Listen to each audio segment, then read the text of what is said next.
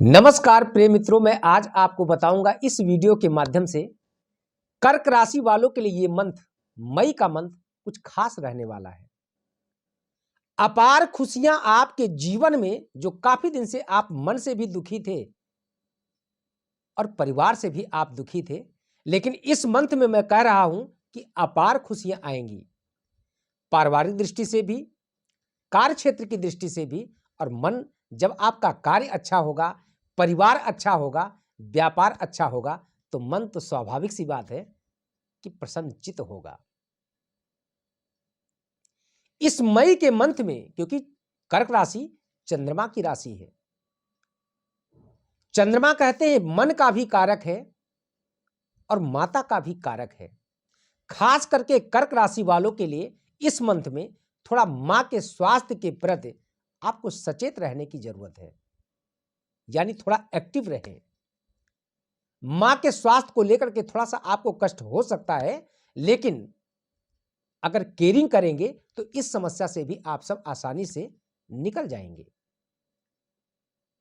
मैं आपसे इस वीडियो के माध्यम से बताऊंगा, क्योंकि इस वीडियो को लास्ट तक जरूर देखिएगा। इस वीडियो के माध्यम से आज मैं आपको वो टिप्स देने वाला हूं जिसके द्वारा आपकी पत्रिका में चंद्रमा किसी भी अशुभ ग्रह से दृष्ट हो, युत हो, या आपके अंदर आत्म कॉन्फिडेंस की कमी हो। जिस भी जातक की पत्रिका में चंद्रमा, सिंपल सी बात है, अगर चंद्रमा नीच का होता है, शत्रु का होता है या अत शत्रु का होता है, किसी भी अशुभ ग्रह से दृष्टि या युत होता है, तो ऐसे जातक के अंदर आत्म कॉन्फिडेंस बहुत कम होता है, यानी लो होता है। और कहते हैं ना, मन के हारे हार, मन के जीते जीत।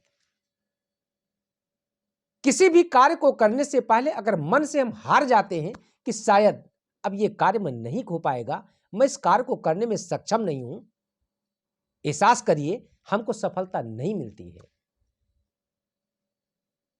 लेकिन अगर मन में आपके हौसले अगर आपके बुलंद है ना,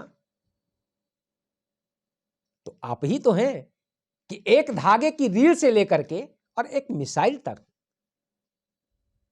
आदमी ही तो बनाता है। अगर आपका मन प्रसन्न है, आपका आत्म कॉन्फिडेंस अगर आपके जीवन में प्रबल है, तो उस आत्म कॉन्फिडेंस के साथ कठिन से कठिन समस्याओं को आप आसानी से क्रॉस कर लेते हैं और उन अनसुलझे हुए सवालों को आप घर बैठे सुलझा भी लेते हैं। लेकिन जब आपका मन अच्छा होता है तब। कर्क राशि वालों के लिए इस मंथ में देखिए, दो चीजों पे विशेष मैं आपको बता दूं। कर्क राशि के जातक के लिए थोड़ा सा आपके धन और वाणी पे, यानी खर्चे पे भी आपको नियंत्रण रखना है और बोलने से पहले अपने वाणी पे लगाम रखना है। ऐसे जातक जल्दबाजी में कई बार अपने वाणी के द्वारा मात खा जाते हैं, अच्छे भले संबंध खराब हो जाते हैं, वो पारिवारिक हो या आपका कोई रिलेटिव हो या आपका कोई रिश्तेदार हो या आपका फ्रेंड हो। कर्क राशि के जातक को अपने एजुकेशन के क्षेत्र में इस मंथ में अगर आपकी कोई भी इंपॉर्टेंट परीक्षाएं हैं, कोई भी प्रतियोगी परीक्षाएं हैं, तो थोड़ा अपने आलस को त्याग देना होगा। और कहते हैं संकल्प में विकल्प नहीं होता है, संकल्प के साथ अगर मेहनत करेंगे, सफलता आपके कदमों को चूमेगी। विशेष अपने, अगर आप शादीशुदा हैं तो अपने दाम्पत्य जीवन को मेरे मित्र मधुर बनाएं। कान के पक्के बने, अगर कान के कच्चे बनेंगे तो आपका लाइफ पार्टनर, बिजनेस पार्टनर, यानी आपके जीवन के जितने भी पार्टनरशिप हैं, सारे पार्टनरशिप में आप उलझ जाएंगे। इसलिए कान के पक्के बने, अपने कानों से जिन चीजों को सुने आप उन्हीं पे एक्शन लीजिए, जिन चीजों को अपने नेत्रों से देखें आप उन्हीं पे एक्शन लीजिए, किसी के कहने पे नहीं। भाग्य आपका काफी हद तक आपको सपोर्ट करेगा, लाभ की स्थिति आपके जीवन में अच्छी रहेगी। कुछ आप कर्क राशि वालों के यहां कुछ मांगलिक कार्य के भी योग बन रहे हैं, यानी कुछ मांगलिक कार्य में, धर्म क्षेत्र में आपके कुछ पैसे खर्च हो सकते हैं। जरूर भंडारा करें, जरूर खर्चा करें, लेकिन अपने पॉकेट को देखते हुए, ऋण लेकर के नहीं। ऋण से इस मंथ में आप बचने का प्रयास करें। किसी भी बात विवाद में ना उलझें।